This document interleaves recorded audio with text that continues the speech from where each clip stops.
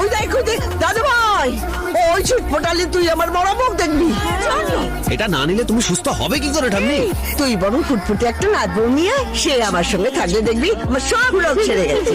তোমার জন্য নাত বউ নয়, নার্স লাগবে। না না না, ওখানে আমরা কেউ যাবো না। তোরা না গেলে যাবে কে?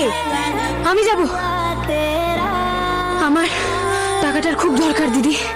গোটা কলকাতা শহরে এমন কেউ নেই যে ঠাম্মির টেক কেয়ার করতে পারে। আপনি?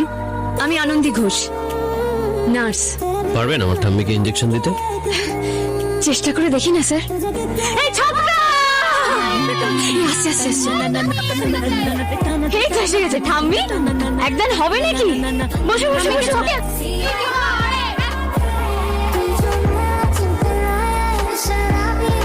স্ট্রেঞ্জ। আসলে ভালোবাসতে বাসতে মনের অসুখ সারাতে শিখে গেছি স্যার। ভালোবাসা দিয়ে সব অসুখ সারানো যায়?